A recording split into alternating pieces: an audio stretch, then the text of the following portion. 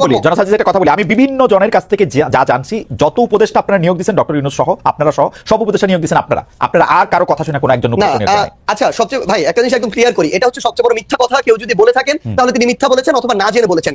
এখানে বিএনপি তাদের সরাসরি তাদের মত ছিল, তাদের সাজেশন ছিল, জামায়াতের মত ছিল, তাদের সাজেশন ছিল, অন্যান্য রাজনৈতিক দলগুলোর জায়গা থেকে নামের সাজেশন ছিল, বাংলাদেশ সেনাবাহিনীর পক্ষ থেকে সাজেশন ছিল, শিক্ষার্থীদের পক্ষ থেকে সাজেশন ছিল, সিভিল সোসাইটির পক্ষ থেকে সাজেশন ছিল।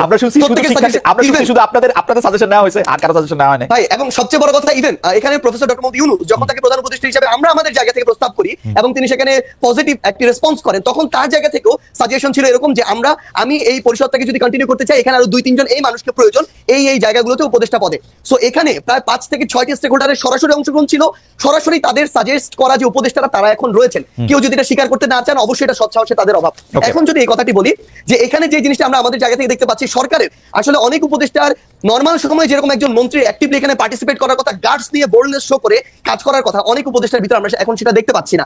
তারা গতানুগতিক তাদের যে অফিস ওয়ার্ক, সেই অফিস ওয়ার্ক গুলো তারা তাদের জায়গা থেকে করছেন। সো আমাদের জায়গা থেকে মনে হচ্ছে যে যেভাবে এরকম একটি করাপ্টেড আমলাতন্ত্র এতদিন ধরে চলেছে বা করাপ্টেড করা হয়েছে, সেই আমলাতন্ত্রকে ব্যবহার করে যখন তাদের মতো করে গতানুগতিক একটি মন্ত্রণালয় চলবে, সেটা থেকে কাঙ্ক্ষিত আউটপুট কখনো পাওয়া সম্ভব নয়। এই বিষয়টি আমরা এখন আমাদের জায়গা থেকে দেখছি। এই যে বিচারিক যে প্রক্রিয়াটি, আপনি সেনাবাহিনীর এখানে ক্যান্টনমেন্টে প্রায় 6 শতাধিক বিভিন্ন মানুষজন তাদের আত্মগোপনে থাকার কথা যেটি বলছেন, আমরা আমাদের জায়গা থেকে বৈষম্য বিরোধী ছাত্র আন্দোলন প্ল্যাটফর্ম, জাতীয় নাগরিক কমিটি প্ল্যাটফর্ম, এই জায়গা থেকে আমরা সরকারকে পুশ করেছি। আমাদের যারা ছাত্র উপদেষ্টা 3 জন রয়েছে সরকারে, তাদেরকে বলেছি, তারা তাদের জায়গা থেকে সরকারকে বলেছে, সেনাবাহিনীকে বলেছে। সেই জায়গায় সেনাবাহিনী একটা রিপোর্টও দিয়েছে। শেষ করি একটু। সেই রিপোর্টে যেটি দেখানো হয়েছে যে রাজনীতিবিদ যারা ছিল তাদের সংখ্যাটা বেশ কম, ইভেন এটা 100-এরও নিচে, তারা বলছেন অ্যারাউন্ড 50-এর মতো।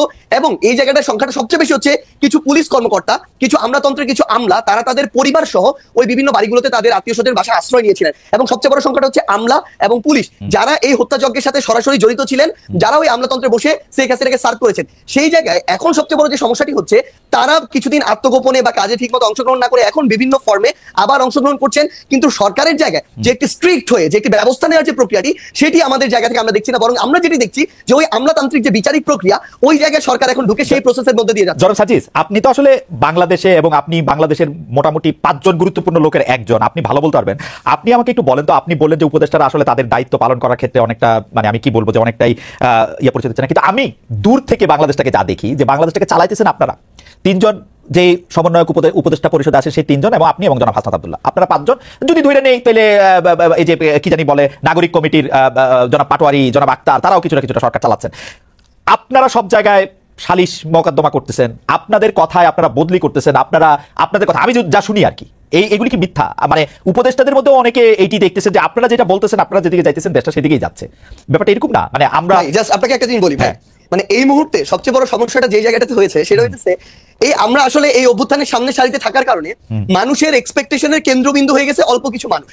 এবং এই জায়গাটাতে আমাদের এঙ্গেজমেন্টের জায়গা, যেমন আজকে যদি দেখেন, আমার শহীদ পরিবার আজকে তাদের দ্রুত বিচারিক এই প্রক্রিয়ার জন্য তারা শাহবাগে আজকে অবস্থান করলো।